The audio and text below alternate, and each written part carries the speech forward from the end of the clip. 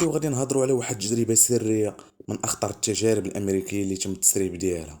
تجربه من اخطر التجارب اللي دارت، والنتيجه ديالها كانت خطيره والعلماء ما لقاو ليها حتى شي تفسير. السلام عليكم، معكم هوكيلو ومرحبا بكم في فيديو جديد.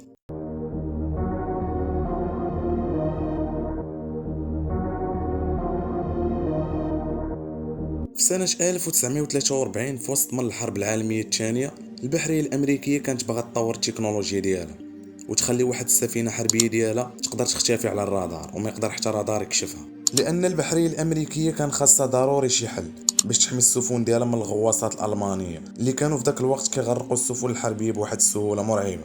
والسفينة اللي اختاروا للتجربة كانت سفينة مدمرة، وكانت واحدة من أقوى السفن الحربية، كانت مجهزه بمدافع وبتكنولوجيا كانت مطوره في ذاك الوقت. وحسب الوثائق والقصص اللي تسربت ان العلماء ديال البحريه الامريكيه استعملوا مجال مغناطيسي كان قوي بزاف وتيارات كهربائيه ضخمه ووجهوهم مباشره مع السفينه، والهدف ديالهم كان هو يخليو السفينه تختفي من الشاشات ديال الرادار. ولكن داك الشيء اللي وقع كان اخطر واكبر بكثير من داك الشيء اللي كانوا كيتوقعوه. وحسب الشهادات والاقوال ديال بعض الناس انه منين بدات التجربه، الجنود اللي كانوا فوق السفينه بداو كيحسوا بواحد الاحساس غريب وبداو كيحسوا براسهم باللي في حاله غير طبيعيه. وحدين منهم حسوا كأن الارضيه اللي تحت رجليهم بحال بدات كتذوب، وحدين اخرين جاتهم بحال الهلوسه وبداو كيحسوا بالجسم ديالهم بحال كيضيق عليهم، وكيحسوا بالعظام ديالهم بحال كيدخلوا في بعضياتهم. ووحدين اخرين منهم بداو كيحسوا كأن الجسم ديالهم ولا خفيف بزاف وبداو كيحسوا براسهم كأنهم طايرين في وسط ديك السفينه. وفي واحد اللحظه السفينه كامله تغطات بواحد الضوء كان خضر غامق وغريب، والحديد ديال السفينه بدا كيهتز وكيدير واحد الصوت غريب، والماء ديال البحر اللي كان تحت من السفينه بدا كيغلي. وفي واحد اللحظه اختفت السفينه من الوجود وما بقى ليها حتى شي اثار. ولكن في ديك اللحظه السفينه انتقلت لمكان اخر بعيد على البلاصه اللي دارت فيها التجربه بمئات الكيلومترات، وبالتحديد بانت في ميناء واحد اخر كان في ولايه فيرجينيا. وكاينين الناس اللي كانوا في ميناء فيرجينيا وشافوا ديك اللحظه اللي بانت فيها السفينه على غفله وفي ثواني عاودت اختفت. ولكن المشكل الكبير ما كانش في الاختفاء ديال السفينه، المشكل كان هو فاش رجعت السفينه. فاش رجعت السفينه للبلاصه اللي اختفت منها كانت الصدمه كبيره.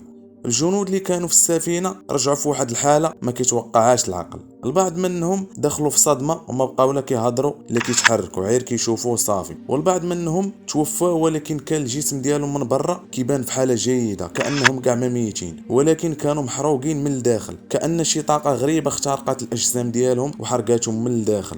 والاخطر من هذا الشيء بعض الشهود كيقولوا باللي شافوا بعض الجنود الجسم ديالهم اندمج مع الحديد ديال السفينه، ولا النص ديال الجسم ديالهم كيبان برا والنص الاخر كيبان داخل في الحديد ديال السفينه. واحد المنظر كان مروع، وحتى الشهود اللي شافوا هذا المنظر كيقولوا ان النفسيه ديالهم تاثرات، ومن بعد مده عاد رجعت النفسيه ديالهم للحاله الطبيعيه. ومن بعد هذا الشيء انتشرت هذه القصه وكثرت الهضره عليها. ولكن البحريه الامريكيه خرجت بتصريحات رسميه كتنفي هذه التجربه وكتقول باللي ما كاين لا تجربه لا والو، وهذه السفينه الحربيه اللي كتهضروا عليها ما عمرها ما كانت في ميناء فيلادلفيا اصلا. ولكن المشكل هو ان بزاف ديال البحاره اللي كانوا قرب من التجربه وبزاف ديال الشهود اللي كانوا في الميناء ديال فيرجينيا كيأكدوا على ان هذه التجربه حقيقيه، وانهم شافوا بعينيهم السفينه اختفت وبعد ثواني رجعت للبلاصه ديالها.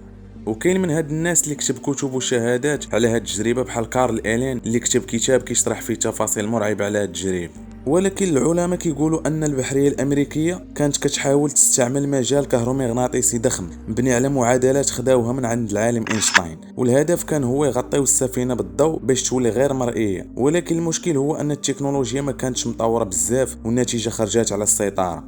وبعض من العلماء كيقول ان الموجات الكهرومغناطيسيه ماشي غير تحكمات بالضوء، ولكن تحكمات حتى بالمكان والزمان. يعني السفينه ما بقاتش في البعد ديالنا بل انتقلت لبعد اخر ورجعت في اخر لحظات. الحقيقه ديال هاد التجربه كتبقى مجهوله، وكتبقى هاد القصه من اغرب واخطر القصص اللي دارتها امريكا.